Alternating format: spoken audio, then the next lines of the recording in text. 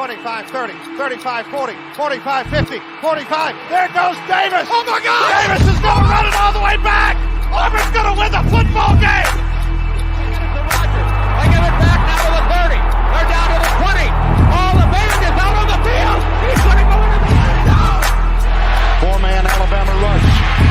Got him. No, they didn't. Oh, my gracious. Yep. How about that?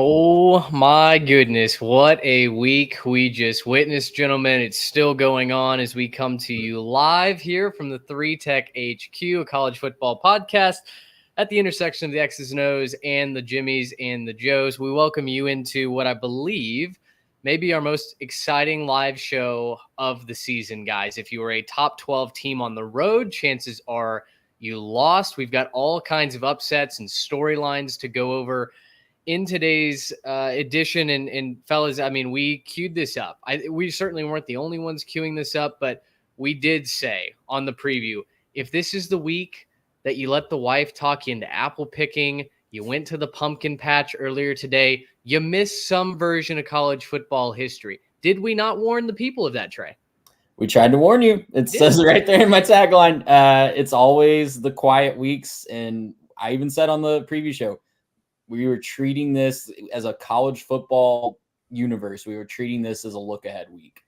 And a lot of other teams treated this as a look-ahead week or a letdown week, either looking ahead to next week or kind of not getting over a hangover from last week. So what a week.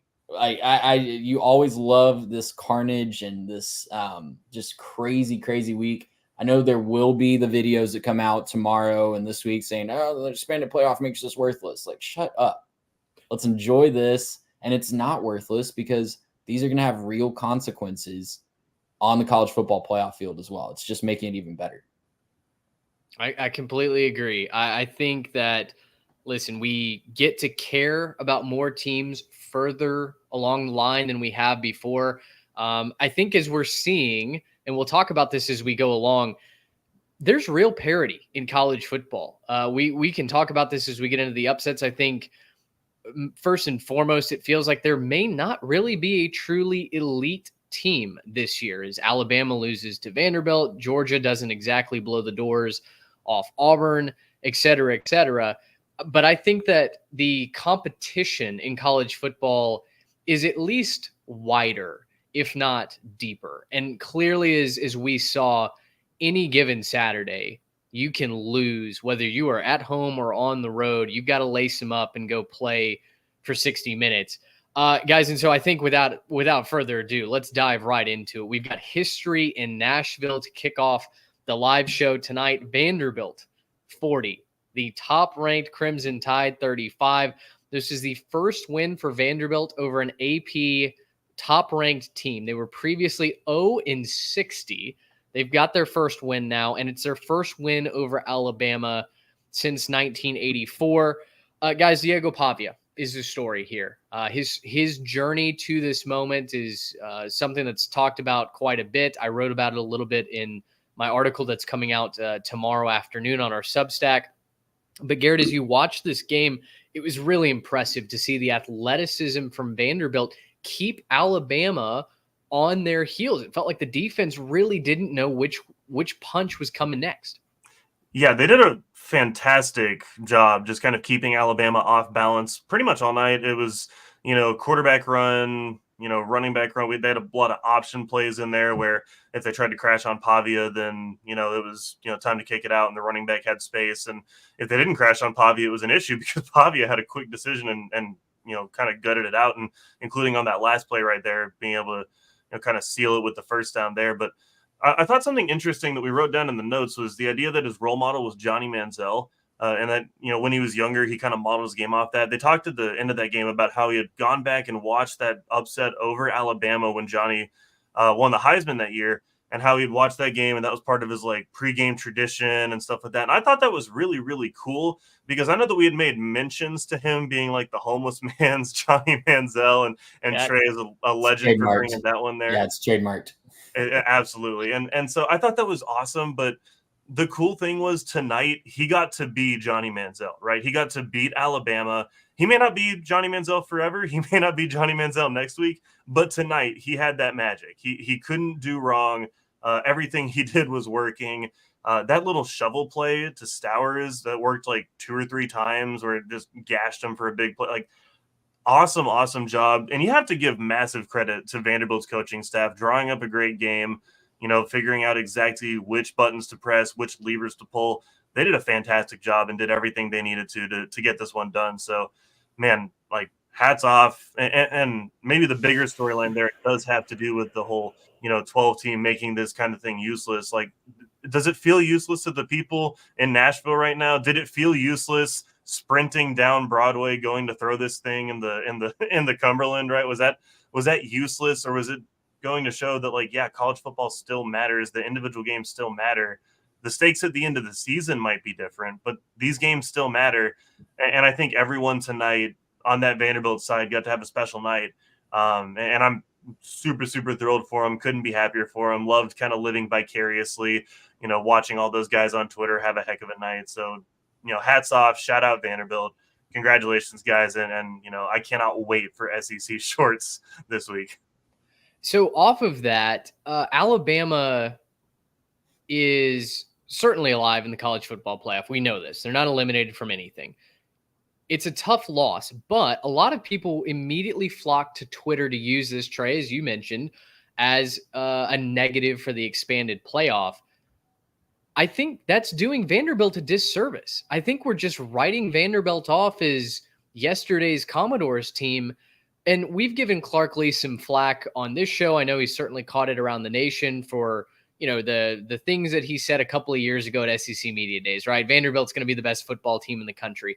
But I think the sentiment behind that is we want to attack each day like we're building Vanderbilt into a football team that expects to win. And he talked about that on the field as the field's being stormed around him.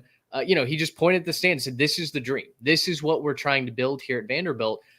I think Vanderbilt, at the very least, is not a bad football team. And so in my mind, this loss points more to, hey, Vanderbilt's competitive. Look at what Vanderbilt did right than, chuck Alabama out of the playoff. They're clearly useless. Yeah, and Vanderbilt is still alive for the 12-team college football playoff. They would not be alive. I know that it's a very slim chance, and they might be eliminated next week. I don't have their schedule in front of me, but we got a pulse. We are sitting here on October 5th, and Vanderbilt is alive for the playoff. Has a greater than 0% chance to make the college football playoff. That means something. That means this win meant something.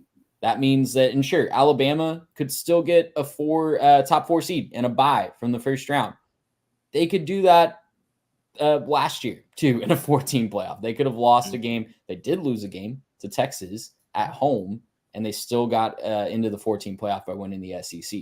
It just doesn't zoom in the season and make it all about 1 week. And that's what this is all about. So I don't want to turn this into a full-on playoff expansion argument, but this is just a huge day for Vanderbilt. And it shows not only Vanderbilt, but the entire SEC is like, I can't remember which one of you guys said it off the top. It has parity for the first time in quite some time. It is truly anyone's conference. I know we like to say any given Saturday in the SEC, but it truly is any given Saturday now. Vandy proved it today. Well, and I think what this is going to do is in the, college football is deeper, college football is wider discussion. The conference is deeper. The conference is more competitive than ever. What it's going to do is it's going to expose the football casuals who want to simply say, you're saying the SEC is deep because Vanderbilt beat Alabama, but look at this conference or look at this loss. I think what it's just going to come down to is more than ever, hey, did you watch the film? Did you watch the game, and do you understand what you're seeing? And that's why I'm making the point that Vanderbilt looked really good today, guys. The offense was a tough team to prepare for. I don't care who you are. If you're Alabama, they're a tough team to prepare for with that offense. I thought Vanderbilt, just watching it live, it felt like Vandy was gashing them through the run. They only ran for 3.1 a carry. It was Pavia just being deceptive. And they didn't know when he was going to pass. They didn't know when he was going to run. They didn't know when he was going to pitch it. that's impossible to prepare for when it's being executed well. I agree. There was so much East-West going on that it felt like Alabama defenders, especially in the secondary, were having a hard time communicating their assignments. It's the first game that Alabama hasn't led in at any point since November of 2019. It was the 46-41 loss to LSU. This is the first loss for Kalen DeBoer. You go from the high of beating Georgia at home and everything that did for DeBoer's legacy to just 7 days later falling on the road at Vanderbilt since the Carter administration, right? The 1984. Reagan, but yeah. Reagan. Yeah. Carter was around for that, though. Carter was around for that. We do know he was around for that. So I think I don't know if you guys have any takes on Kalen DeBoer. I certainly don't. Twitter had them. I think Kalen DeBoer is a good coach. I think if you were believing all the things that you said last week about how he's a difference maker and an offensive genius and, pushed Alabama over the top to win that game against Georgia, then you got to believe all of those things this week with a tough loss to Vanderbilt. And he said that in his post-game press conference. We're going to find out how much we care about each other this week as they prepare for their next opponent. I think Alabama is fine. I think they're an awesome program and they will recover from this. I even joked with an Alabama fan that I was texting with, this is the script that gets Alabama another national championship. Like I can just see that story writing itself right now. But to be honest, I think any criticism of Kalen DeBoer and anything that says he's not the fit here and, Nick Saban wouldn't have lost to Vanderbilt, I think that's just an overreaction. If Vanderbilt executed to the level that they executed today, Nick Saban would have lost to Vanderbilt with the teams that were on the field today. So, I love Kalen DeBoer. I've been very open about that on this podcast, but I will say the one thing that I think the Twitter army has a slight point with is this is sort of becoming a characteristic, right? Like having a fantastic first half or kind of overlooking these little teams. At Washington last year, he played a lot of close games down the stretch with some teams that he outmatched in talent quite a bit. I'm not saying that Kalen DeBoer is a bad coach. I'm not saying that Kalen DeBoer plays down to the competition. I'm saying that this is now 2 years in a row that we have seen this, and it finally kind of got up and got him. Credit to him for not having got in the past, but it finally got up and got him today. Last week with the losing the lead, we almost saw that in the semifinal last year, right? Again, in the Sugar Bowl against Texas. So it's not to the point where it's a 5-alarm fire concern, but it is an interesting trend to monitor. I'll just leave it at that for right now. Yeah. I'm wanting to take this one a little bit different direction. I do have a take on this that's going to come up throughout the episode. We cannot overreact to 1 week and just take everything we thought we knew out and just throw it away. This is something that, again, it'll come up, but like Alabama's still the team that beat Georgia. They just lost to a Vanderbilt team who had their number tonight, right? This is, an example of, you play this game how many times, how many times they win, how many times they lose. Well, this was the time that they lost because Vanderbilt pulled all the right numbers, had some help, defensive, mismatches and stuff like that. They did a good job tonight. And you can't throw away everything we thought we knew about Bama from last week. Yeah, some of the goodwill squandered, and maybe some of the Bama fans that were saying, "Oh my gosh, he's back, everything's the same." Maybe they got to pump the brakes a little bit, but this is still a great Alabama team, right? Milroe's still one of the best quarterbacks in the country. You can't throw that out. Just like we're going to talk about a lot of teams tonight. You can't throw everything out with 1 week. You just can't do that in this sport. There's too much parity. You got to come to play every single week. And sometimes teams just don't show up to play. And then we'll turn around the next week and be exactly back where they were the previous time. So it wouldn't shock me if Bama goes on a tear and ends up, with 11 wins this season because that's just who they are, right? They might just end up in that spot at the end of the year. Boy, Miami might be heartened retweeting that because they're down 21-10 out in Berkeley right now. Not looking good for the Canes. And that'll age well for people that listen on Monday. Yeah, right. Hey, listen, if you weren't there, don't criticize. Speaking of which, though, that's a great segue to revisit top 10 teams on the road this week. Finally, man, Vandy stole our thunder.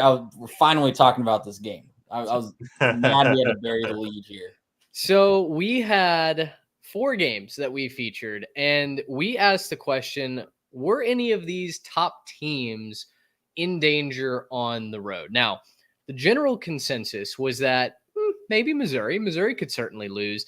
And I picked Washington to beat Michigan this week. Well, both of those happened. Both of those happened in very different ways. But what we didn't count on was Washington we didn't count on Missouri and Tennessee and Michigan and USC all losing in the same day, which was amazing. And we'll start in College Station with an absolute splattering. Texas A&M wins 41-10, guys. Where do you want to start? Trey, I know we had a referendum on Eli Drinkwitz's road record. We had the weird situation with a blanket and a personalized letter showing up in Theo Weiss's hotel room. Mike Elko put a couple of people on blast in his press conference. Just take it and run with it. Yeah, I mean, Drinkwitz got taken to school today. That entire Missouri staff, it was cathartic, honestly. It's an A&M podcast. It's not an A&M podcast, but if you're new here, not an A&M podcast, but we are all Aggies. The vibes were high in our company group text during this game. 500 yards of offense for Texas A&M. Mizzou looked like they couldn't do anything right on either side of the ball in large portions of the game. A&M scores on 7 of 9 possessions, and one of those possessions was just running the clock out at the end of the half, and the other was with the backup quarterback. Oh, yeah, and Connor Wegman was back. And listen, I had quite a speech, honestly, prepared about Connor Wegman. Mike Elko ended up saying it best. And Garrett, I think we have a video of his press conference. So we'll let that run real quick, and then I'll kind of take it in my next point, because it ties in greatly with what Garrett's saying about not taking one bad week and making a whole narrative out of it. And the last thing I'm going to say, and I'm going to say this because it needs to be said, you can challenge Connor for how he plays, and you can be upset about Connor for how he throws a football. Some of the stuff that has been said about this kid and written about this kid, not by you guys have been great, is embarrassing. It's absolutely embarrassing, the stuff that gets out there on this kid. This kid's a winner. He's a competitor. He does everything that he needs to do for Texas A&M football. And there's a lot of people right now that need to stand up and recognize what they've said over the last 3 weeks and take some ownership in it. So from there, I'll open up to questions. First of all, fantastic that your head coach has your back like that. That's just a fantastic recruiting ad for Texas A&M, that your head coach would stand up there and defend you like that. But man, the fact that he even had to do that because of some of the things, like he said, he's not talking about reporters. He's talking about the idiots online, on message boards and on Twitter that just make crap up about kids. I know we like to say they're professional athletes. I know we like to say they're getting paid. They should be able to take it. These are 18 to 22-year-olds, sometimes a little bit older because of COVID, kids that you're just making crap up about. No level of being a fan, no level of investment in a program gives you a right to say a kid is using drugs or doing things behind the back that you have no idea is true. Like, unless you have seen it with your own 2 eyes, you have no idea that it's true. Connor Wegman had one bad game, and 75 to 90% of the fan base just abandoned him. Marcel Reed goes and scrambles a little bit, and they're ready to just kick the 5-star with the brightest future I've seen an A&M quarterback in quite some time and just throw him in the dumpster. I'm just tired of it, and I'll get off my soapbox and we can talk about the game, but I was so happy for Mike Elko to have his guys back. And, oh, yeah, he vindicated himself on the field today with his play, and he did things that Marcel Reed is going to be a fantastic quarterback at A&M or wherever he lands, but he did things that Marcel Reed simply cannot do at this point, and he showed that he is the key to unlocking that A&M offense, and it is a completely different outlook going forward. Yeah, here. I completely agree. It was really cool to see Elko step up, and he's done that with a number of players. I mean, he is his guy's biggest fan, and he's clearly going to stick with them through the good, bad, and the ugly. Obviously, it's been a lot more good as of late. Texas A&M has won 5 straight following that loss to Notre Dame. I agree with the critics of Connor Wegman. People were very quick to forget what Connor did when he was healthy in the parts of the 2 seasons that he'd played. He had a 16-2 touchdown to interception ratio coming into that Notre Dame game. He looks a little rattled. He throws 2 bad interceptions, and suddenly everyone's saying he's forgotten how to throw the ball and he wasn't that good to begin with. I've constantly reminded people you cannot judge a man off of one single game that we knew he did not play well in. He owned that. He was not ready to play in that football game the way he needed to. Today, as you mentioned, a total 180, I think, on the outlook for quarterback play at Texas A&M. 276 yards passing. Doesn't throw a touchdown or interception, but it's because the rushing game for A&M was just so dynamic. Le'Veon Moss had 3 rushing touchdowns. Amari Daniels had 2 more. He was quick in and out of its reads. He had, by my count, 10 different pass catchers caught a ball today. And that was just a level of electricity that we had not seen from the Aggie offense, guys, in quite some time. I struggled to think of a true point in history to compare it to, just because it's been lethargic and sluggish for quite some time. Well, and it was the biggest win for A&M over a top 10 team since 1990, which is, I think, pre-AP. And so this is one of the biggest wins A&M's had in a long, long time. Really kind of encouraging to see everything that you've seen just kind of across the board from A&M. Really a complete effort across the board from A&M. Not just on the offensive side, like what Trey was highlighting. Like, yeah, obviously Connor Wigman came in and looked different. This running game is, a lot better, obviously, when safeties have to back up and respect the fact that you can pass. But also, we should probably highlight the fact that this defense was probably, in my opinion, the more impressive unit today, because this is a Missouri offense that came in and, everyone is hyped about them. They got one of the best receivers in all of college football, and Brady Cook is a super talented quarterback and a veteran. And there's plenty of reasons to say that Missouri should put up some points in this game. And that, they had the bye week and they, maybe had some gadget plays and, who knows, right? Missouri had every reason to score a bunch of points in this game. Outside of a busted coverage and a garbage time drive, A&M basically shut these guys out. Like, this is an incredible effort. They're in the backfield. They got north-south really well. This D-line is something else. This is a very good A&M team. And, barring the fact that we maybe find out that Missouri's garbage later, which I don't think is true. I think Missouri is a very good football team who just simply got beat today. If that's not true, then, you have to start asking what the ceiling can be for these Aggies, because this is a pretty good team. And I think if this defense can keep improving week to week, maybe keep trying to limit some of those bigger plays over the top, and especially keep getting points and start to play with a lead like what they got to do today, you might need to watch out, because these Aggies could be pretty good. So a question for y'all that we'll transition to after a couple of stats here, and then we'll move on. The media has gone from Texas A&M is years away after that Notre Dame loss, overreaction in week 1. How many times has that sunk someone's ship, to Texas A&M is now a contender for the college football playoff? Garrett, you mentioned the defense. They've done incredible work over these last 3 weeks. In fact, I think a key to their success has been controlling the ground game. Notre Dame, the 2 touchdowns or the 2 scores that they used to put the Aggies away in that opener, both came off of big chunk rushing plays. Since that, their last 3 games where they've taken on major rushers, and you could even go back to the Florida game where Montrell Johnson was held to next to nothing.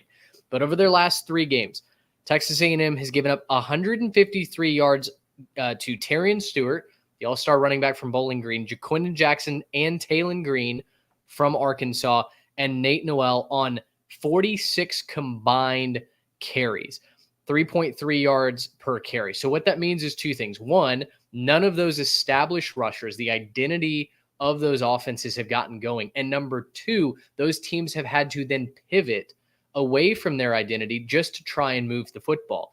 No touchdowns given up to any of those guys. Not to mention A&M's defensive line getting into the backfield for sacks, tackles for losses, quarterback hurries. This looks like one of the most complete defensive units maybe in the country. And so I'll set you guys up with the playoff question with, if you can completely eliminate, or at least as close to eliminate, those defensive busts in the secondary, what's the ceiling for this Texas A&M team? Very pliable schedule going forward. I mean, I think we said in the offseason the ceiling was going to the college football playoff. Maybe you want to bump up that ceiling to hosting a first-round playoff game now, but that's still the ceiling. If you can take away those big plays, and that's really the main concern on defense right now, then the ceiling is almost non-existent. It's going to the college football playoff and hopefully winning a game or two there. Yeah, I don't think that it's completely out of the question. Obviously, a couple things have to go A&M's way in order to make the playoff. I don't think that this is a control your own destiny type of team. I mean, obviously, if they win out, they control their own destiny. But they're still undefeated in the SEC, so still undefeated in the SEC. So at least there's that. No, I think that I would expect right now a loss to Texas at the end of the season. And that LSU game, I think, could be a toss-up. LSU, not a whole lot on the defensive side. I think Connor's going to move the ball just fine against them, but that is still a really talented offense for LSU. So 9-3, 10-2, most likely scenario for A&M.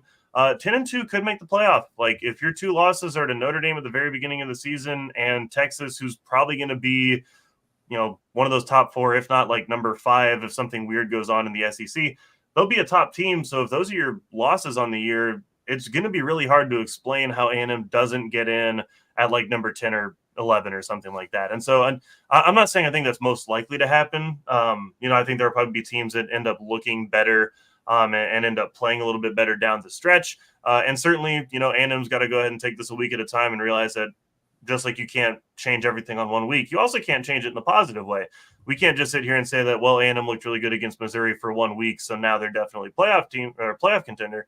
But, you go out and you beat Mississippi State in a couple weeks after the bye week. And, you have, South Carolina, LSU, Auburn remaining on your SEC schedule before you play Texas. You could ramp up to that. It's a relatively soft middle part of the schedule before you got to go play that game at the end of the year. So, who knows what could happen for these Aggies. Could be a fun season, though. It's certainly looking better than if you lost this one or lost one of the previous ones. And by the way, I wanted to shout this guy out too. Let's go ahead and shout out Marcel Reed for keeping the season alive for the Aggies, because in previous seasons, this is where a Max Johnson-led team or a Zach Calzada-led team would have dropped one of these games against Arkansas or against Florida in a bad spot, right? And now you're not talking about that. You're talking about good win over Missouri if only Connor had been back for Arkansas or something like that. And that's not the case right now. A&M can keep this because Marcel stepped in, didn't make big mistakes, made the plays when he needed to. I mean, can I add one more thing about this game, Mitch, and kind of like a big SEC picture out of it? I really hate the in October talk trying to figure out how many elite teams there are in the conference. And we got a little conversation going in the comments right now.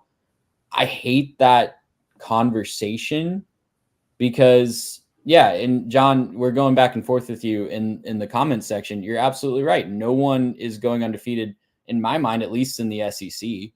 Even the Texas Longhorns that we're talking about in the comments section, I would bet money if I had to bet if they're going to go undefeated or if they're not going to go undefeated, they're probably going to lose at least one game. That's just how it's going to happen in this new era of parity. So I really don't like trying to figure out how many elite teams there are because we're just getting right back into the fallacy. I can write the narrative about Texas that they're not an elite team because they didn't pull away from Mississippi State until late and they didn't cover that massive spread. I can write that narrative about every single team in the conference now. Mm-hmm. So it's just falling back into the fallacy of trying to write a story based on 1 week. And we just can't do that in October. We got to let the season play out. Well, and I'll say this too.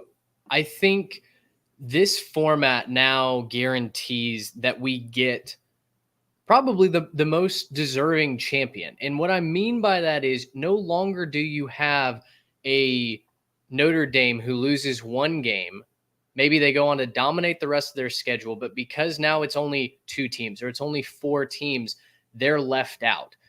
Very similar to last year when we felt like Georgia was absolutely one of the 4 best teams in the country, but the committee decided that there weren't enough spots to secure them a seat at the table. We're robbed of getting to see Georgia, one of the 2 best teams in the country, make a run a national championship simply because they lost their conference championship game. I mean, that system, I just find it hard to believe that there are people that say, no, that's a better result. Give me that over a slightly more expanded access that guarantees that we have at least, if you don't want to say the 12 best teams playing, we have the 8 best teams playing for a national championship. And again, we have this in every other sport, and I don't hear anybody complain about that. I mean, that's where I net out on this. You can say that it decreases your enjoyment of watching college football on a week-to-week basis. To that, I say that's a personal problem, because, boy, I had a ball of a time sitting on my couch watching football today. If your first thought when Vandy upsets Alabama is to complain about the expanded playoff, you're a miserable person, and I don't want to watch football with you. I'm willing to say that. If that's your first thought, like, yeah, get out of here. About Missouri, though, like, I think we do need to talk just really quickly about Drink. I mentioned he got thoroughly outcoached today. Now 6-13 on the road in his career at Mizzou. Only 2 wins over teams with winning records that finished the season with a winning record. And now he's kind of up against the 8 ball. A lot of all the cushion that he's built in. If Mizzou goes 10-2 with losses to A&M and Alabama, I think that's going to be bubble out for the playoff, the way that it seems like it's shaping up right now. So a lot of seasons still to be played, but they lost a cushion with the way that they performed today. With it not being a close loss in College Station, that really, really lost the cushion. I agree. Missouri, very similar to Ole Miss. It felt like kind of get to name your price on making it to the college football playoff, at least preseason. You were having to really squint to find a reason to exclude them.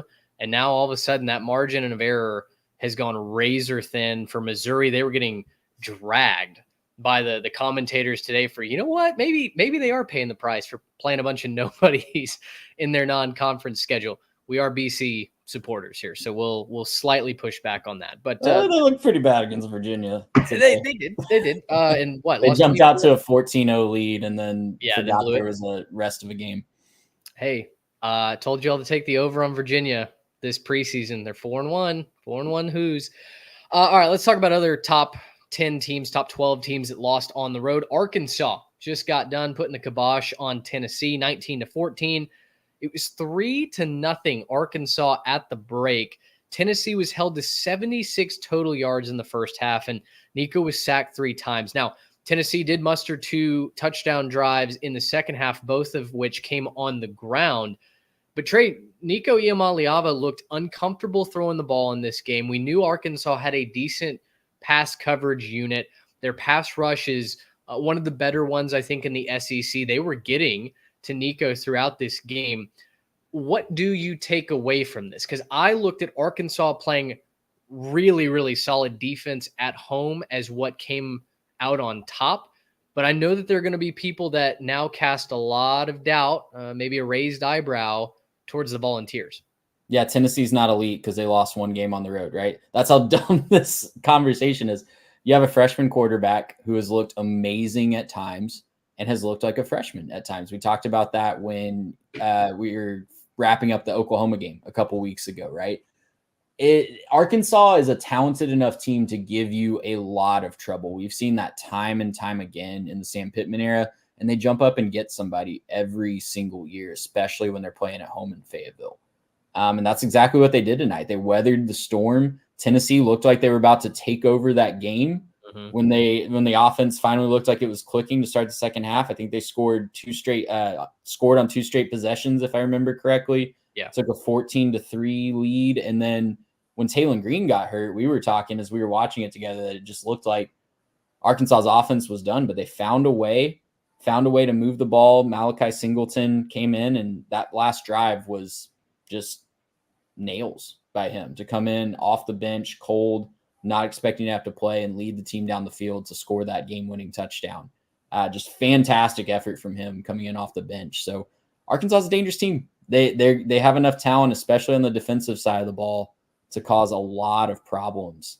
And when they have a crowd backing them at home, it's at night, it's going to be a recipe for disaster for a top team. Yeah, do not get in a rock fight with Arkansas because they do have that ability to run the football. Jaquindon Jackson, we'll see about Taylon Green, what his health and injury status is going forward. But Malachi Singleton didn't do much to persuade me that he's going to be dangerous throwing the ball necessarily. Tough spot for the kid coming in late against the number 4 team in the country. But like you said, he got it done, used his legs, maybe got lucky on the touchdown scramble. Certainly thought he should have given that inside to Jackson, but ends up getting into the end zone. Tennessee's not able to drive down the field and get a final score to take that lead. So for me, I'm actually more interested in talking about Arkansas than I am Tennessee. I think Tennessee's going to bounce back. I think they're going to be fine. I think they're the more complete team on both sides of the ball that lost to a really good defense at home.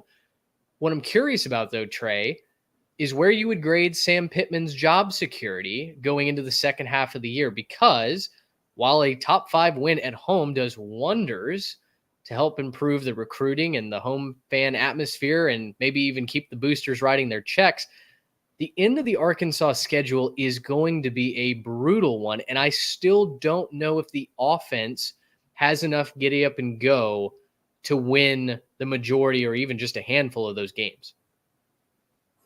Yeah, especially with a backup quarterback. We don't know what. Sorry, I was distracted by reading some gibberish in the comments. But I don't think that Taylon Green. It's too early to speculate on how long he's going to be out. It certainly looked like a rough hit that he took. But Arkansas moving the ball offensively, the biggest key for them today is they didn't turn the ball over. They've looked really good at times offensively. They've hit some big chunk plays, but they didn't turn the ball over, and that's really held them back in some of their previous games, especially in their losses to Oklahoma State and Texas A&M. So not turning the ball over was key. Taylon Green, when he was in, took care of the football, made some big throws, made some plays with his legs, and didn't give the other team free chances to get back in the game.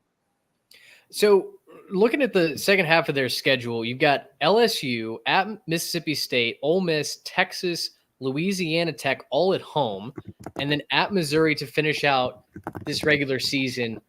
Let's play over-under. If I tell you the over-under win total is 2.5, are you going over or under Arkansas?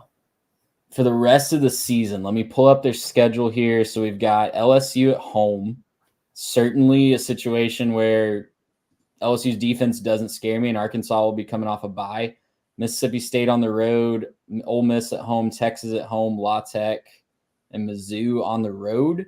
I'll take the over. I think they can. A lot of those big games are at home, and I think they can figure it out. I think they can find a way to 3 more wins, and if they can, Sam Pittman might get extended rather than fired. Well, because that would take them. They're 4-2 right now. That would take them to 7-5, which I don't remember what their preseason over/under bet was, but we were taking the under 5.5. I want to say it was either 5.5 or 4.5. We were having more discussions about when Pittman was headed to Cancun for an extended break, rather than talking about wins and possible. And if they got routed tonight, I think that's very real that conversation could have happened going into the bye week, but. Credit to them. Credit to Sam Pittman. He always finds a way to get one of these a year, at least, it seems like. Yeah. All right, we'll pick up the pace just a little bit here. We've got Washington 27, Michigan 17. Jack Tuttle comes in. They bench Alex Orji. The Michigan offense was just lifeless once again. Tuttle at least temporarily installed some life, was able to throw the ball a little bit more for the Wolverines, but turns the ball over twice, and it's Washington's kind of just dual threat offense with 2 different quarterbacks coming in. They're able to move the ball through the air, able to kind of take the air out of it and run the ball on the ground. For me, this was exactly the case for why Washington was favored. I just felt like they were the more well-rounded team with a solid defense at home, and they knew what Michigan wanted to do, and ultimately that held the Wolverines to 17 points. Yeah, and I obviously wasn't at Michigan's practice this week, so take what I'm about to say with a big grain of salt, but it seemed like Sharon Moore panicked a little bit, didn't he? Pulling the ripcord with Alex Orji to go to Jack Tuttle, and it worked for 3 drives. It was great for 3 drives. He scored 2 touchdowns, got a field goal, took the lead 17-14, and then he had 2 turnovers that literally handed Washington great field position to ice the game. So again, take it with a grain of salt. I obviously am not part of Michigan's game planning strategy, but seemed like Sharon Moore panicked just a little bit. I don't think Alex Orji would have won that game with the way that he was driving the offense, because he led 3 drives and they were all punts. But Jack Tuttle gave a spark for a bit, and then that spark fizzled out relatively quickly. So we won't do this with every loss, but I wanted to play the game with Michigan as well. They're 4-2. So over the next 6, I'm going to read them out. You tell me over. I'll listen this time so I don't repeat it. They're at Illinois. They're home against Michigan State. They have to play Oregon at home. They have to go to the Thunderdome that is Bloomington, Indiana. They've got to play Northwestern, and then they play at Ohio State. We'll talk about Ohio State in just a minute. That first half of the Buckeyes didn't exactly light the world on fire, but if I set the over-under at, we'll say 3.5. Over or under? Under. I thought you were going to set it at 2.5. Okay. Yeah, I'll take the under on 3.5. 2.5 would have me wondering, but I don't think they go 4-2. 4-3 down the stretch. That would be asking a lot. Okay. So, and you've got what? Oregon and Ohio State as the 2 losses, and I guess you're taking Indiana at this point? Well, did you say over under on losses or wins? Wins. Yeah, I'm under 3.5 wins because I only see Michigan State and Northwestern as locks, and then the rest of them, you're telling me they got to find 2 out of Illinois, Oregon, Indiana, and Ohio State. I'd pick them to go 1-3 in that stretch at this point, at the very best. Interesting. All right. Yeah, I'm right there with you. I just don't know that unless Michigan can find a wrinkle offensively, if you can stop the run, if you are physical enough in the trenches, which USC was not, and that they got exposed in the big house. But if you are able to stop that run, I just don't know that Michigan is able to move the football and score enough points on you to keep things interesting. So I think I'm with you there as well. Another Big Ten in our final Big Ten road teams that lost this week. Maybe, I don't know if this is the most surprising. I think Arkansas beating Tennessee is probably the most surprising, but we definitely counted Minnesota out in this one. Minnesota wins 24-17 over USC. I tweeted out as soon as this went final, welcome to your new life in the Big Ten, USC. I mean, you guys chose this. Again, they were out physicaled. They were trying to throw into the top-ranked pass defense in the country statistically. And, you know, USC certainly had their moments, but 17 points, guys, on the road when you're not consistently able to run the ball and get those stops on defense, they're playing the wrong style of football, I think, to succeed at least immediately here in the Big Ten. And we saw Minnesota struggle a couple times this year. We saw them nearly upset Michigan last week. Gophers get a little bit of respect here tonight at home. Yeah, and for me, USC, it's more about the slow starts. That's what doomed them against Michigan. They dug too big of a hole. It was 10-10 at halftime in this one, but it took the offense forever to get going for USC. They had a couple drives that were long but didn't result in any points. I think a missed field goal and a fumble early on. And then it looked like they turned a corner, just like they did against Michigan. In the third quarter, they had a long touchdown drive. They were the ones that were being physical. And then it all switched on a Miller Moss interception in the fourth quarter. So, and then they just got out Whataburger.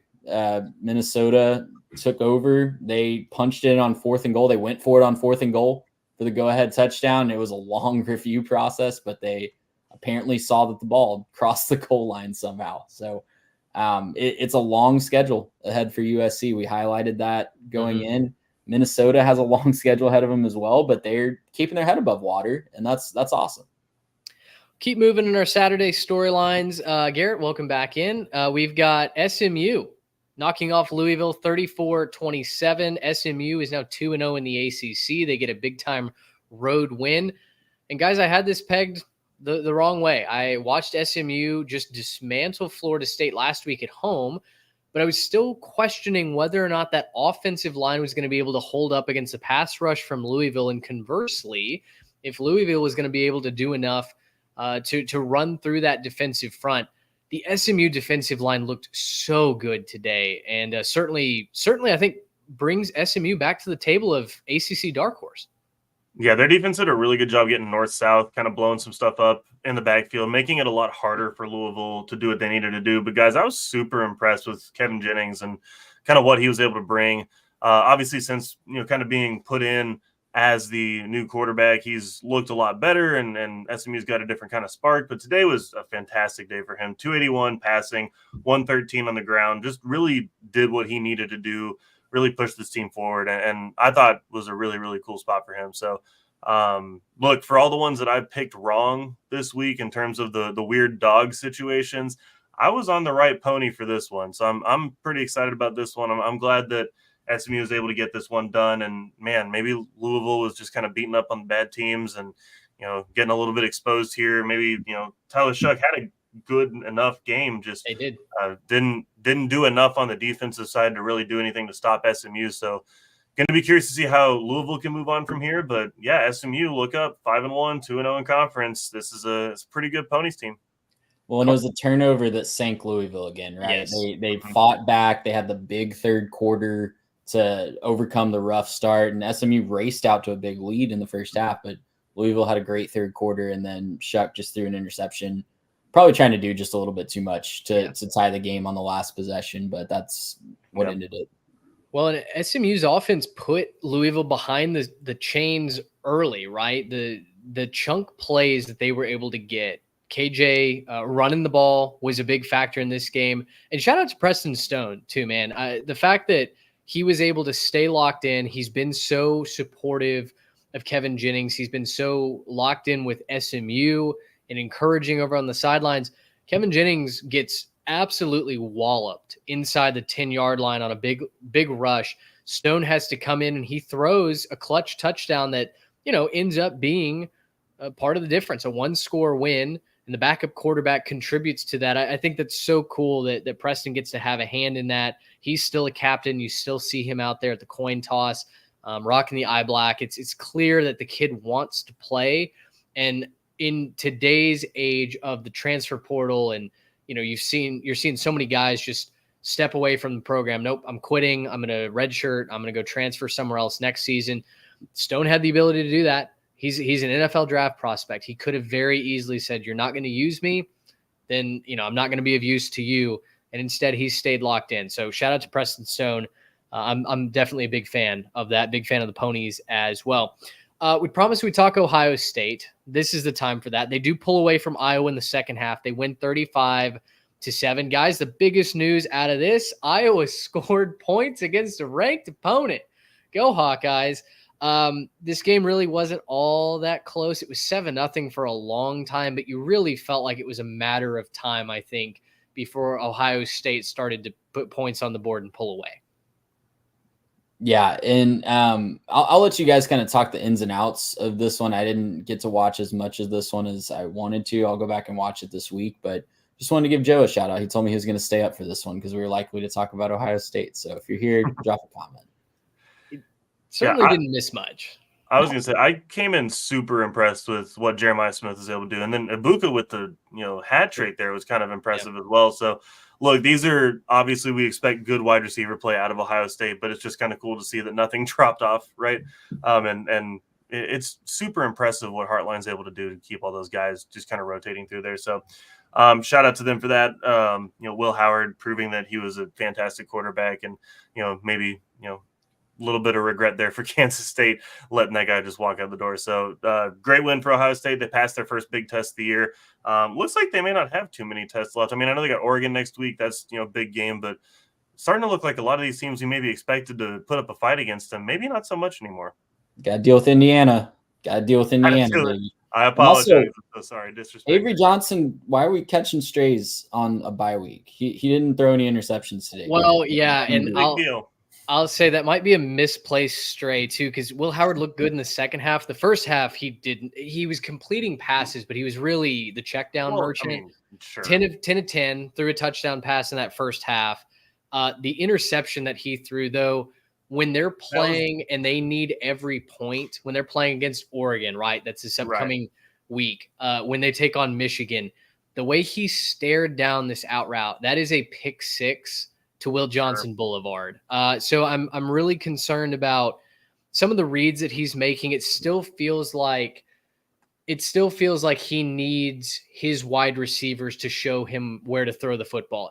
I don't know if that makes sense, but I haven't seen the vision to throw the football, to put it in a place where only his guy can go get it consistently from Will Howard. Did enough to win, obviously got the win. So I'm not going to take that away from him, but I'm still nervous about when they play a complete team. You get punched in the mouth.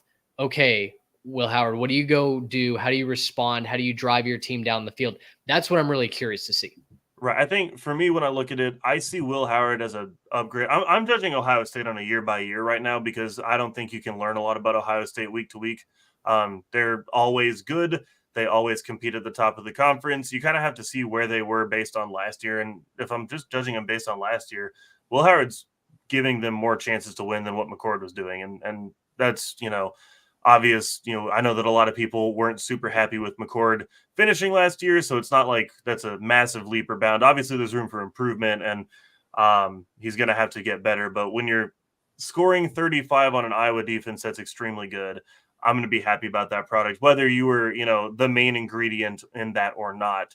And if it's going to take guys like Ibuka and Smith to help him find it, then those are talented enough receivers to get that done. Sure. So, the big story here for me is just that the receiver play has not dropped off at Ohio State, and they're going to continue to be almost impossible to cover for the remainder of the season. Defense for the Buckeyes looked really good ahead of their date with the Oregon Ducks. I think we'll probably end up talking about Oregon, the Friday night games, maybe on Monday, unless you guys want to squeeze that in on the turbo offense. Oregon's offense, I think I saw a tweet from I've forgotten which podcaster. They said the floor is very high for the Oregon offense, but the ceiling is absolutely there. There is a certain plateau that Oregon is not going to be able, at least so far, to go above. And that's what really concerns me, because Michigan State's defense, they're fine, but they're by no means one of the better defenses that Oregon's going to have to play in order to win a championship. Dylan Gabriel still is throwing some head-scratching interceptions. Some of the reads that he's making are really not good. And so I still – the questions that I have for the quarterback of Ohio State, I still might have more questions about the overall cohesiveness of the Oregon Ducks heading into that preview. So, which is crazy shocking to me, because when you looked at the transformation that Bo Nix went through, to go from kind of how wild he was to, I think, either 2 picks – his senior year or something like that, right? To watch that transformation, to go from like Dylan Gabriel, who's great at Oklahoma and now looks like he's kind of forgotten basics of football at times. It's a little confusing. And like, this is one of those games next week, and I don't want to go too much into it, but the Oregon-Ohio State game was one that we were really excited about going into the year. I'm maybe looking at this as a who's not going to lose it type of situation, because there's definitely some flaws on both sides of these teams. I've got some stats to debate you guys on Oregon, but I'll save it for you know what? No, I'm not going to be on the preview show this week. Hold on. Dylan Gabriel's thrown 3 interceptions. I know they've been meme worthy at times. Right. They've been really bad. He's only thrown 3, and every single game, I just wonder, it's on my list this week to go back and watch more with a more critical eye some of their offense, because it seems like every game they take the air out of the football, and I wonder how much they're actually showing versus saving for Ohio State, because that could be true. They're taking the air out of the football. They had an 11-minute touchdown drive in the 4th quarter today. Yeah. So like they could, like if they want to go fast, they can go fast. They're taking the air out of the football. And UCLA last week, I think they took the last 7 minutes of game time and didn't score. So that's going to affect that score. So I'll white knight for the Oregon Ducks a little bit, since I won't be on the preview show. Well, and to be fair, that could be part of their game plan, because they've got some stud running backs. Jordan James is a stud. He can absolutely tote the rock. I don't think we've seen the top gear of this offense yet, and I think we're going to see it next week. Fair enough. For Oregon's sake, I certainly hope you're right, because at times I've gone, oh man, I just don't know about this offense. Let's talk Georgia very quickly here, and I'll just throw you guys this question. Did Georgia prove anything against Auburn this afternoon? 31-13, they handle War Eagle at home. Kirby Smart did mention in his press conference he felt like today's game was the first time in his head coaching tenure that the Georgia faithful did not create a home field advantage for the Bulldogs. It felt a little sluggish there in that first half. The offense struggled to get going. They obviously handled business late in the second half, but what, if anything, are you taking away from Georgia's win in a rivalry game? Look, coming from a head coach who just lost a big game, to call out your crowd like that, that's a bold move. I'm not necessarily going to question him, but maybe a slight misstep there. Look, at the end of the day, I think they proved something kind of big because, after all, this is a rivalry game, and I know neither of you were, too big on Auburn covering, and I think they ended up finding a way to stay inside that number. Yeah, I thought they'd find a way to stay, around 20 points, and that ended up being kind of where they were. And I thought that was because, look, in these kinds of rivalry games, you got Auburn, who really needs it, and they've had a couple of really rough weeks, and you got Georgia, who's kind of coming off, licking their wounds a little bit. I thought that it would be a little bit closer than it probably should be on an individual week-to-week basis. It ended up being that little bit closer. It wasn't particularly close or competitive. I'm not saying that. Obviously, there was kind of a slow start for Georgia, and they didn't quite get out of the blocks that quick, but they finished and did a good job. And Carson Beck was mediocre-ish. Like he was okay. He did his job. But at the end of the day, yeah, Georgia's going to have to play a lot better if they're going to reach their ceiling that they want to reach, because at the moment they haven't looked like the world beaters that they have been in the past. And they have a date with Texas coming up, and they can't probably afford that second conference loss. And then you got to think about the Ole Miss game coming up towards the end of the season as well. They got to get the ship righted and start getting this thing right, because they don't have too many more weeks to play around with. Georgia is very good at doing exactly what they have to do, and they did exactly what they had to do today. And there's something to be said for that, right? Because when you look across the landscape of college football, the reason Georgia is elite and wins so many football games is because more often than not, they do exactly what they have to do to get a win. It might not always be pretty, but getting a roster of 100+ guys rowing the boat in the same direction and doing what they have to do is good coaching in my book. So Georgia did exactly what they needed to do. Carson Beck, 23 of 29 is pretty good, Garrett. I don't know. He's not. The yardage wasn't massive. It wasn't a huge yardage number. It was like 240. But he wasn't missing like he was last week against. No, he wasn't missing like last week. Certainly not. But he just didn't throw for a bunch of yardage. He did his job, right? He wasn't explosive. He did what he needed to. Yeah, he didn't tear the top off the defense and go showboating and hit a bunch of bombs. And he did his job. He did what he had to do. Fairly normal day for Carson Beck at the office. He just he didn't show me anything that was like, oh, okay, here we go. We're back on track. It was just kind of, okay, we won a football game. We beat our rival. That's good. Move on. Next, right? Yeah, and a game that they barely won last year in on the road, but a game that I can't imagine Georgia winning at Texas if Carson Beck throws for 240. Well, and I don't think Carson Beck is the problem in a vacuum, but I think you combine it with, again, I felt like at times Georgia struggled to run the football. They finished with 141 yards today. Trevor Etienne leads that backfield, 16 carries for 88 and 2 touchdowns. But you go back to the loss against Alabama last week. They ran for 80 yards flat. This week, at times, they really struggled to pick up consistent yardage on the ground. If they go to Texas and run for somewhere between 80 and, 120 yards, that's not going to get it done unless Carson Beck throws for 400. I mean, you're either going to have your defense stand on its head, or you're going to have to match the Longhorns in a shootout. That, I think, is what has me a little bit nervous about Georgia. And we talked about it a little bit with the parity in college football earlier off the top, that there may not be an elite team in the country this year, that there might be a whole lot of really good teams, but teams with flaws. I'm still waiting to see Georgia control the line of scrimmage offensively. We know they can do it with the defensive line, but that offensive line that's down Tate Rutledge, their left guard, I think he's done for the season, if I'm not mistaken. But down Tate Rutledge has just really struggled to win on a consistent basis, and that could inevitably hold them back down what is a very rough rest of their schedule. For Georgia, they've got Mississippi State in, I guess, next week, so that'll be a win. But then at Texas, home against Florida, which is that still played in Jacksonville? Yeah, it's in Jacksonville. I believe so, yeah. Okay. I wasn't sure if they'd moved that off back to campus or not. At Ole Miss, versus Tennessee, UMass, and Georgia Tech. At least the conclusion to SEC play, if you're not dominating the line of scrimmage, it gets a little hairy. Gets a little hairy, guys. So losses are still out there for Georgia. There's no doubt about it. All right, let's end the live show with the Turbo offense, and I'm going to talk water cooler heroes of the week as well. I wanted to bring that to the live show. It's in my Musings article that comes out every Sunday. We're going to bring that to the live show as well. Friday night recap. Syracuse, UNLV. We already talked about Oregon throttling Michigan State, at least late they did. But Syracuse, UNLV. Guys, this was awesome, to put it simply. This was a drunk Vegas night in its purest form. Terrible end to the game. I thought the ref show really got in the way of what should have been, in my opinion, a UNLV win. But what was your favorite thing that stood out from this game?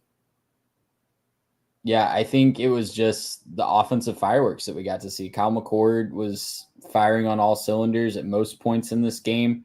I think he did have an interception at one point, but yeah, he threw a pick. But other than that, he was leading the offense that we hoped he would lead at Syracuse. And going toe for toe with Haj Malik Williams, it was just exactly what you want in a Friday night shootout. And yeah, I also hate that ref show got involved late, but it is what it is. College football officiating is at an all-time low this year, it seems terrible. like. Yeah, I just like the wonky stuff. That punt that got blocked and like bounced 40 yards backwards and came to rest in the end zone while, the rest of the UNLV guys are chasing it down. I just thought that was kind of amazing. And then, yeah, like obviously ref show at the end.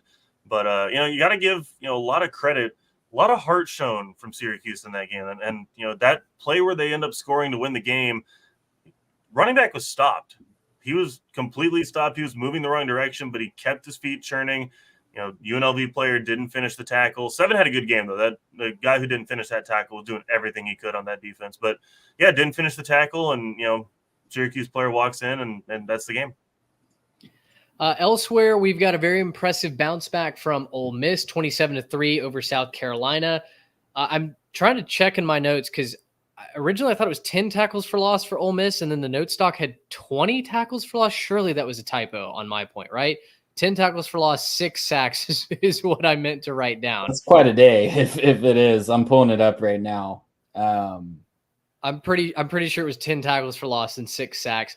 I think, guys, we have to have an honest conversation about what Beamer ball is, because frankly, it's not very good. The defense I thought was fine, but that offense was so lethargic and just had no ability to do anything explosive that the defense was hung out to dry. Also, JJ Pegues, who is a defensive tackle, mind you, he's 325 pounds. He scored all 4 touchdowns for Ole Miss today. How about that? Yeah, really fun to get him involved, and it solved a problem for him. I said off camera before the show, it solved a problem for him when they were struggling to stay on the field, struggling to move the ball on third down last week against Kentucky, and they found a short yardage back, it seemed like, in a 320-pound defensive lineman. For South Carolina, though, they need to run the football in order to be successful, and they just couldn't do it consistently today. 3.5 yards per carry, a lot of sacks given up, I think, too. You mentioned 4 sacks, 10 tackles for loss. 6 sacks. 6 sacks to 10 tackles for loss. It sets your offense back. And with the offensive line, we saw the issues against OSU. It's still rearing its ugly head, and they're just not going to be able to get off the ground or run the ball effectively if that doesn't get fixed quickly. Well, and it's one thing if the pressure's coming off the edge. Walter Nolan had 2 sacks, 3 tackles for loss. I believe their other defensive tackle had a couple of sacks as well. Jared Ivey coming up the middle. It was the interior. I mean, it was just folding like a cheap table for the Gamecocks, and they were not able to get anything going. There's so many issues with South Carolina. We knew last year it was all that hype was built on a house of cards, but I thought they would be a little bit better this year. That has not seemed to be the case. And, the South Carolina home field advantage is real. Williams-Brice Stadium is absolutely a top 25 place to play in the country. But when your offense is this bad and your line can get dominated like they did today, it takes that home crowd out. They even said on the broadcast, pregame, they were showing all of these shots, all of these hype shots of the crowd going crazy. And they pointed out that, yeah, this is all pregame, because since the game started, like, it's been really quiet and nobody's had anything to cheer about because nothing's happened. And that, I think, is the sign of a great road team, that when you can go in and just immediately zap the life out of the stadium, that's when you've got the Gamecocks in this scenario right where you want them. Elsewhere, Pitt, 5-0 for the first time since 1991. It's their first ever win in Chapel Hill. Guys, again, I am striking up the band for the Mac Brown Retire Now show.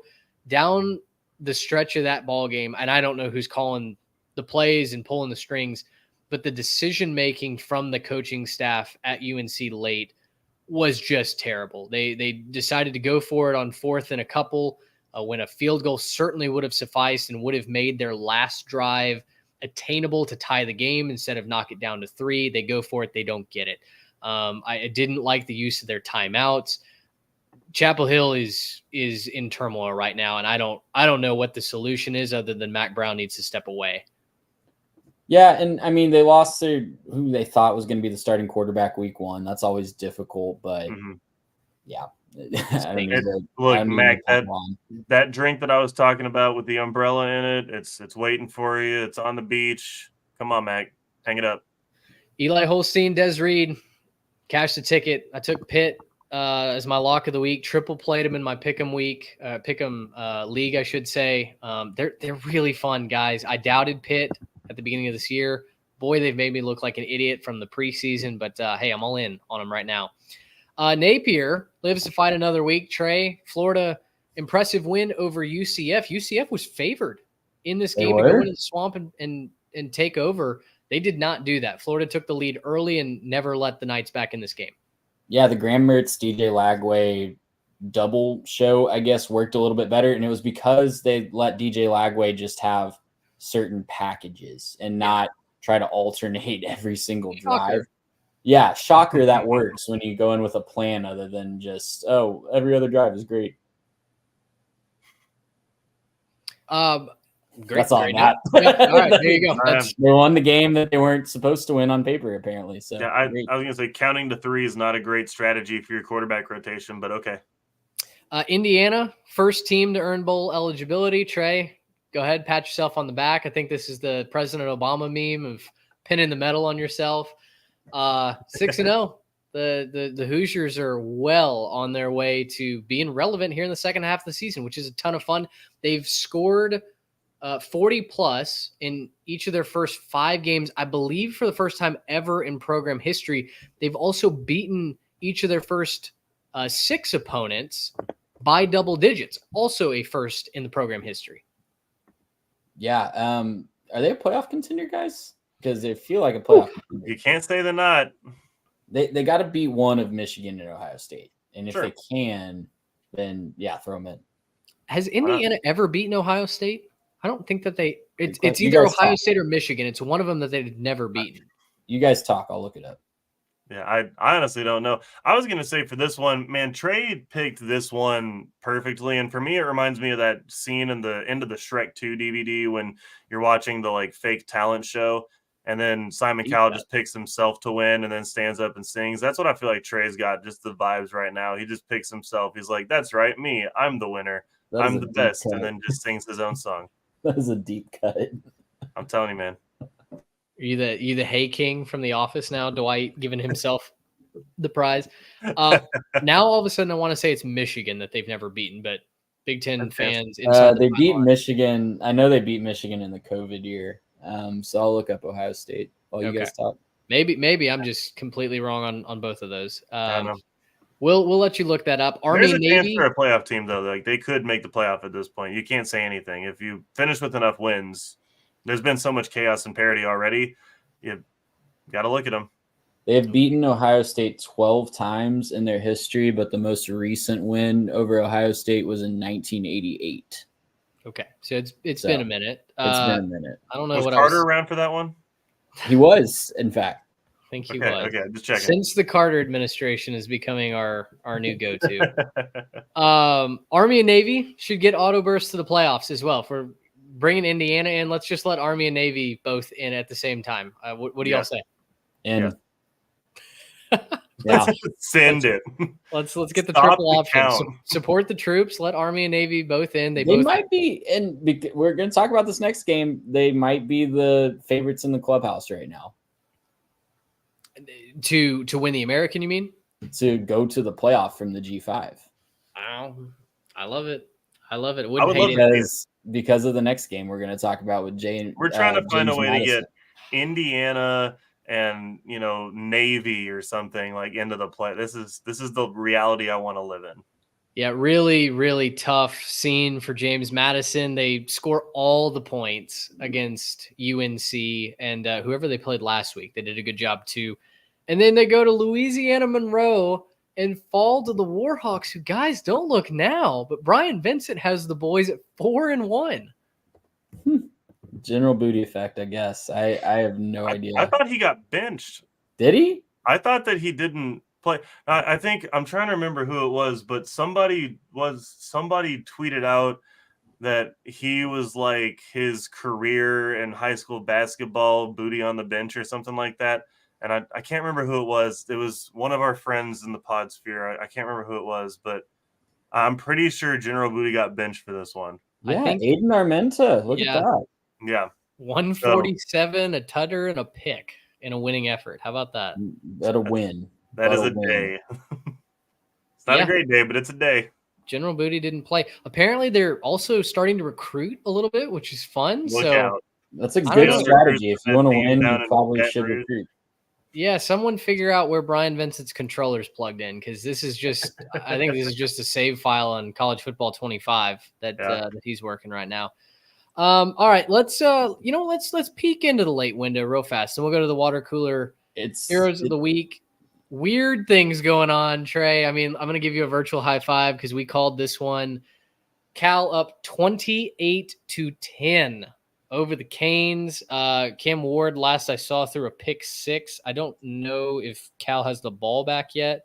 Yeah, Cal does have the ball. Cal. Yeah, they went 3 and out, I believe, after the pick 6. Fernando Mendoza is an electric 9 of 14 for 209 yards and 2 touchdowns. A big chunk of that, Miami just lost Jaden Ott on a 4th and 1. He just kind of ran a streak across the field, and it was a throwback that he took 60-something yards to the house on 4th and 1. Wow. Sick. I love that. I will repent of my believing in Miami. This is my fault. I shouldn't have believed in Mario Cristobal. I tried to warn you about Mario Cristobal in Berkeley, California. I thought that Cam Ward could put the team on his shoulders and overcome Mario Cristobal, and it turns out Mario Cristobal cannot be overcome. Is this right? Cal has 2 rushing yards. That That's seems it. about right. Yeah. Oh, no. They've been doing a lot of it through the air. No way. Yeah. How many plays have they been on offense? They've got a 40-yard pick 6, 2 touchdowns. I guess Ott has a rushing touchdown too. Yeah, that back of the napkin math gets you to 28. There's been some sacks. So, and the it looks like Ott's got 5 yards rushing. The rushing touchdown that Ott has was a 5-yard rush. So he had 4 carries for no yards. Yeah. I mean, the Miami defense really hasn't been awful other than a couple of big plays. Oh, my. All right. Well, sweet. That's happening. For those of you listening on Monday, you're getting to see this live. Can't you believe that Miami came back in this one? That's crazy. And then Texas Tech baseball has really taken it to Arizona in the first 5 innings of this one. It's 18-3 out in the desert. We did tell you this was going to be weird, but it's going the wrong way for at least where we mostly spent time talking about it. Tech's run the ball a little bit on Arizona. They have not turned the ball over, most importantly. We did talk about turnovers in the preview show. Yikes. The Big 12 is quickly losing contenders, guys. And they've managed T-Mac pretty well. They haven't let him take the top off of him. He's gotten a few yards like we said he would, but he hasn't gotten behind the defense yet. Two picks from Noah Fafita seem like that's been the difference in that one so far. So Morton's been good. Taj Brooks is having a bit of a day. I'd hesitantly jump back on the Texas Tech bandwagon, so I'll repent for Miami take, but I'll take a little credit for that Texas Tech take. If they hold on, they'll be 3-0 in Big 12 play. That's true. This huge. might be your contender, okay? They're losing contenders. What are you talking about? It's Texas Tech. And everything might run through Lubbock, gentlemen. Maybe likely predicted. Just a couple years too late. Yeah. All right. Let's end it with water cooler heroes of the week. I think you can guess on a couple of them.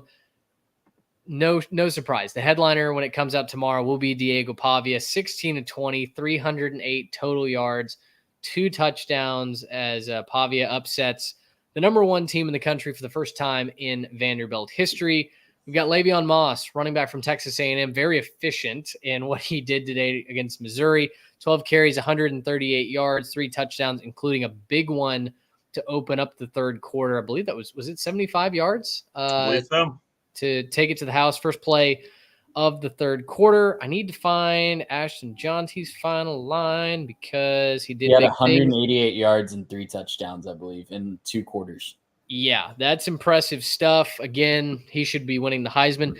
Interesting stat that I saw. He reached 1,000 yards on the season before he reached 100 carries on the season. So pretty just good. The peak of efficiency. You watch the highlights from Utah State. He's just stiff-arming kids left and right. Dude's a freak. We've got Pitt running back Desmond Reed, 18 rushes, 11 catches, 210 total yards and a touchdown. And then we're going back to Vanderbilt here. Shout out Eli Stowers, who is the leading receiver for the Commodores today. If you don't know his story, he had 6 catches for 111 yards. Truly full circle moment for Eli Stowers, who came out of Denton Guyer High School in Texas as a 4-star quarterback, goes to Texas A&M. He was the quarterback that Jimbo Fisher took over one Jalen Milroe, who then went to Alabama. Stowers never gets to really play quarterback at Texas A&M at all. He instead makes the transfer to a tight end, transfers out to New Mexico State, or I guess transferred out to New Mexico State first, then made the switch over to tight end. Slowly figured out how to become a weapon in the passing game and also do a decent job blocking. Transfers over to Vanderbilt, where he is now a bona fide weapon and a guy who can come in to spell Diego Pavia in the rushing game, kind of as a wildcat quarterback.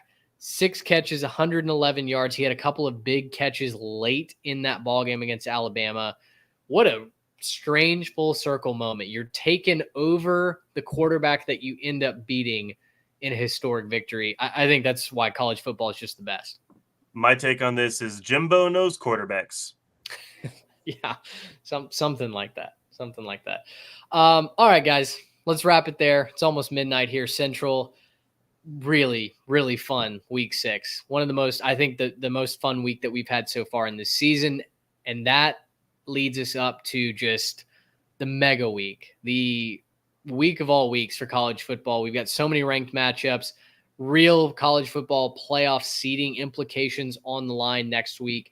And we're excited to break that down with you on Wednesday. We'll see what we're doing about 3 Tech takeout. Trey's out, got some corporate things he's got to go do. So we'll figure out how we're going to fill in for him. But we really appreciate you guys hanging out with us on the live show tonight. A lot of people that joined in the chat on Twitter, YouTube, Instagram. If you're new and are still around, definitely hit that follow, that subscribe button. We'd love to have you be a part of the Jimmies and the Joes. And if not, if you're listening to this in podcast form later in the week, we're glad to have you there as well. A rating over on Spotify or Apple would go a long way. For Trey Reeves and Garrett Turney, I'm Mitch Mason. Thanks so much for hanging out with us on the live show. Until next week, so long, everybody. Gracious him. How about